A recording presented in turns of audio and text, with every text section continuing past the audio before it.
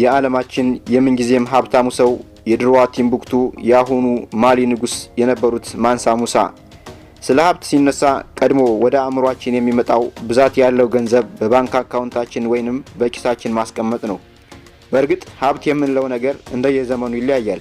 በአሁኑ ዘመን ሀብት ማለት ረብጣ ሚሊዮን ብሮች በማካበት ጋር የተያዘ ሊሆን ይችላል። በአንጻሩ በድሮ ዘመን ደግሞ ብር ብቻ ሳይሆን መሬት፣ የከበሩ ማዕድናትና ሌሎች ቁሳቁስ እንደ ሀብት ይቆጠሩ ነበር። ምንም እንኳ የዓለም የምንጊዜም ሀብታሞች ደረጃ ማውጣት ከባድና አድካሚ ስራ ቢሆንም የተለያዩ የኢኮኖሚና የታሪክ ተመራማሪዎችን በማነጋገር ታይም ድረገጽ ከ1 እስከ 10 ደረጃ በማውጣት እነዚህን 5 ሰዎች የምንጊዜም ሀብታሞች ብሏቸዋል። የገንዘብ መጠን ብቻም ሳይሆን በአጠቃላይ በዓለም ታሪክ ላይ ያላቸው ኢኮኖሚያዊ ተጽዕኖ ግምት ውስጥ በማስገባት ነው ድረገጹ እነዚህን 5 ሰዎች የምንጊዜም ሀብታሞች የሚል ደረጃ ያወጣላቸው። ታዲያ የዓለማችን የምንጊዜም ሀብታሙ ሰው የዘመናችን የግዙፉ ቴክኖሎጂ ኩባንያ ባለቤት አሜሪካዊው ቢል ጌትስ እንዳይመስላችሁ። ድረገጹ የዓለማችን የምንጊዜ ሀብታሙ ሰው ብሎ የመረጠው ሰውም ከአውሮፓ እንዳትጠብቁ። ሰውየው እዚሁ እኛ አፍሪካ ምድር የተገኘ ጥቁር አፍሪካዊ ባለጸጋ ነበር። ይህ ብቻም ሳይሆን ፈጣሪ ጸጋን አብዝቶ የሰጣቸው ማንም ሊገልጸው ከሚችለው በላይ ሀብትን የታደሉ ከመሆናቸውም በተጨማሪ አንዲት ጥንታዊት አፍሪካዊት ሀገር ንጉስም ነበሩ። ከዓለም ጥንታዊ ቀደምት ስልጣኔዎች አንዷ ሆና የምትጠቀሰው የምዕራብ አፍሪካዊቷ ሀያል ግዛት የጥንቷ ቲምቡክቱ የአሁኗ ማሊ ንጉሠ ነገሥት ማንሳ ሙሳ ናቸው። እኚህ ሰው በታሪክ ውስጥ የዓለም የምንጊዜም ሀብታሙ ሰው ተብለው ይታወቃሉ።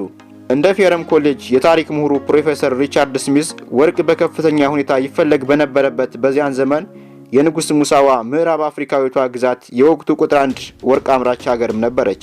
የንጉሱ ሀብት ምን ያህል እንደሆነ ለማወቅና በአሃዝ ለመግለጽ የሚያስችል መንገድ አለመኖሩ ባለሙያዎች ይናገራሉ። በጊዜው የሀብት ብዛቱን መዝግቦ ለመያዝ የሚያስችል አሰራር አለመኖሩ ለዚህ ምክንያት ሆኖም ይወሰዳል። አንዳንድ አፈ ታሪኮች እንደሚያመለክቱት ንጉስ ማንሳ ወደ መካ ሂጅራ በሚያደርጉበት ወቅት እያንዳንዳቸው በ100 ፓውንዶች የሚቆጠሩ ወርቆችን በበርካታ ግመሎች ጭነው ይጓዙ እንደነበርና ጉዟቸው ሁሉ በከፍተኛ ወጪ የታጀበ በመሆኑ በከፍተኛ ሁኔታ ወርቅ ከቲምቡክቱ ታስገባ የነበረችው ግብጽ ከፍተኛ የሆነ የገንዘብ ቀውስ ያጋጥማት እንደነበረ ይገልጻሉ። በዚያን ዘመን በአመት እስከ 1 ቶን የሚደርስ ወርቅ ታመርት እንደነበረ የታሪክ ተመራማሪዎቹ ይናገራሉ። ሌሎች ደግሞ ንጉስ ማንሳ ሙሳ ለአሁኑ ዘመን ሀያላን ሀገራት እንኳን የሚያስቸግር የጦር ሰራዊት ብዛት እንደነበራቸው ይናገራሉ። ሙሳ በዚያን ወቅት 40,000 ቀስተኞችን የያዘ በአጠቃላይ 200,000 ወታደሮች ነበሯቸው። ይህ በእንዲህ እንዳለ የንጉስ ማንሳ ሙሳን ትክክለኛ የሀብት መጠን ሳይገልጹ ማለፍ ዋናውን ነጥብ እንደመርሳት ይቆጠራል። የሙሳን የሀብት መጠን ለማወቅ ሰዎች ብዙ ታግለዋል። የእሳቸው ሀብት ግን ተቆጥሮ የማያልቅ ነው። ዓለም ካፈራቻቸው ሀብታሞች ሁሉ እጅግ በጣም ሀብታም ንጉስ ማንሳ ሙሳ ናቸው ይላሉ ተመራማሪዎቹ። ሰዎች የሙሳን ሀብት ለመግለጽ የሚያስችሉ ቃላትን ለማግኘት ይፈልጋሉ። ንጉሱ በወርቅ ዙፋን ላይ ሆነው የወርቅ ዘንግ ጨብጠው የወርቅ ዋንጫ ይዘው የወርቅ ዘውድ ደፍተው የሚያሳዩ ምስሎችም አሉ። አስቡት እንግዲህ አንድ ሰው በአንድ ጊዜ ይህንን ያህል ወርቅ ይዞ መታየት ከቻለ ከዚህም በላይ ይኖረዋል ማለት ነው። የንጉሱ አጠቃላይ ህይወት የሚያንጸባርቁት ይህንኑ ነው በማለት ባለሙያዎቹ ይናገራሉ። የንጉስ ማንሳ ሙሳን ሀብት መጠን አንድም ሰው ሊያውቀው አለመቻሉ ሰውየው በእርግጥ ምን ያህል ሀብታም እንደነበረ ያሳያል። ዝነኛው የሮማ ንጉስ ክላውዲዮ አውጉስጦስ ቄሳር ከአይለኬ የሀብት ባለቤቱ አፍሪካ የዓለም የምንጊዜም ባለጸጋ ንጉስ ማንሳ ሙሳ ቀጥሎ ያለውን የዓለም የምንጊዜም ሀብታምነት ደረጃ ይዟል።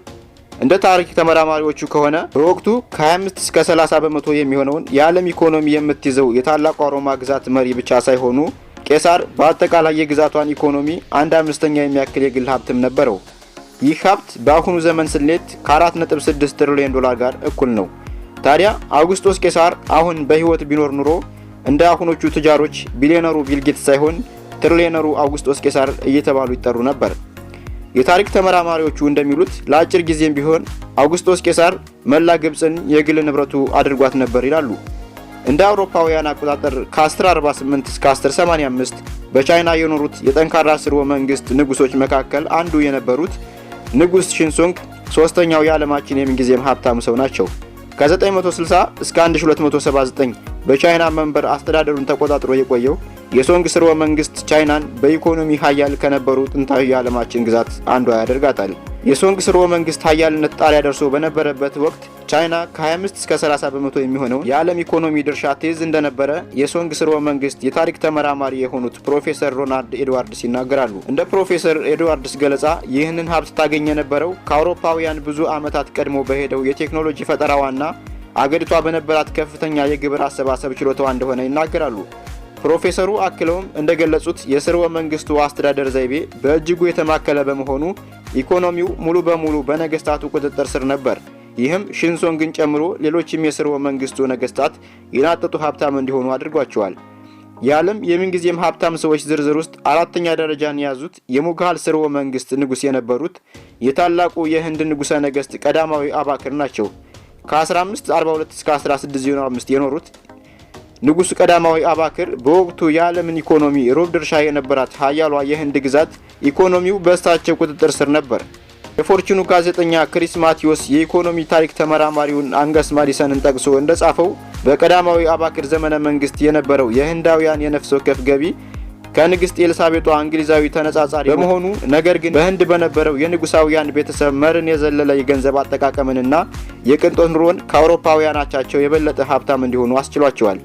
የኢኮኖሚ ተመራማሪው ብራንኮ ሚላኖቪች በበኩሉ ባደረገው ጥናት እንዳመለከተው የቀዳማዊ አባክሩ ሙግሃል ስርወ መንግስት ህዝብን በመበዝበዝና ከፍተኛ ሀብት በማካበት ዓለም ላይ ተወዳዳሪ ያልተገኘለት ስርወ መንግስት ነው ይላል። ንጉሠ ነገስት ቀዳማዊ አባክርም አራተኛው የዓለማችን የምንጊዜም ሀብታም ሰው መሆን የቻሉት በዚህ መንገድ መሆኑን መረዳት አያዳግትም። ታላቁ የሶቪየት ህብረት ሪፐብሊክ ከ1878 እስከ ዕለተ ሞቱ መጋቢት 5 1953 ድረስ ረግጦና ቀጥቅጦ የገዛት ዓለም ላይ ከታዩ ፍጹም ፈላጭ ቆራጭ አምባገነን መሪዎች መካከል ከመጀመሪያዎቹ ተርታ የሚሰለፈው ጆሴፍ ስታሊን 5ኛ ደረጃ ላይ ተቀምጧል። ገደብ አልባ የፖለቲካ ስልጣን የነበረው ሶሻሊስታዊ አምባገነን መሪ ከዓለም ግዙፍ ኢኮኖሚዎች መካከል አንዱ የነበረው የሶቪየት ኢኮኖሚ በብቸኝነት መቆጣጠርም ችሎ ነበር። ከኢኮኖሚ ትብብርና ከእድገት ድርጅት የተገኘ መረጃ እንደሚያመለክተው በ1950 ሶቪየት ህብረት 9.6 የሚሆነውን የዓለም ኢኮኖሚ ድርሻ ታዋጣ እንደነበርና በዘመናዊ የዓለም ኢኮኖሚ ታሪክ ውስጥ ታይቶ በማይታወቅ ሁኔታ ሁሉንም ነገር ለመቆጣጠር የሚያስችል ከፍተኛ ስልጣን የነበረው አምባገነኑ ስታሊን በስልጣን ብቻም ሳይሆን በሀብትም ከዓለማችን እጅግ ሀብታም ሰዎች መካከል አንዱ ለመሆን እንደቻለ የአላባማ ዩኒቨርሲቲ የታሪክ ፕሮፌሰር ሪቻርድ ኦሊቨር ይናገራሉ። የተከበራችሁ የቻናላችን ተከታታዮች እነዚህ ከ1 እስከ 5 የዘረዘርናቸው የዓለማችን የምንጊዜም ባለ ሀብቶች የሀብት መጠን በጥቂቱ ተመለከት። ወደ ዋና ነጥባችን መለስ ስንል የማንሳ ሙሳን ጠቅላላ የሀብት መጠን ለማወቅ ባንችልም እነዚህ ከዘረዘርናቸው ሁሉ ቁጥር አንዱ ማንሳ ሙሳ ከሆነ ከነሱ ጠቅላላ የሀብት መጠን የማንሳ ሙሳ የሀብት መጠን ከሌሎቹ የበለጠ መሆኑን ግምት ውስጥ በማስገባት ምን ያህል ይኖረዋል የሚለውን በተወሰነ ደረጃም ቢሆን ለመገመት አያዳግትም። ውድ የአድማስ ሚዲያ ተከታታዮች የዛሬው ፕሮግራማችንን ይህን ይመስል ነበር። በቀጣይ በሌላ ፕሮግራም እንገናኝ ድረስ እንዲሰራላችሁ የምትፈልጉት ቪዲዮ ካለ ኮሜንት ላይ ሐሳባችሁን አስቀምጡልን። ለቻናላችን አዲስ ከሆናችሁ ቻናላችንን ሰብስክራይብ በማድረግ የአድማስ ሚዲያ ቤተሰብ ይሁኑ።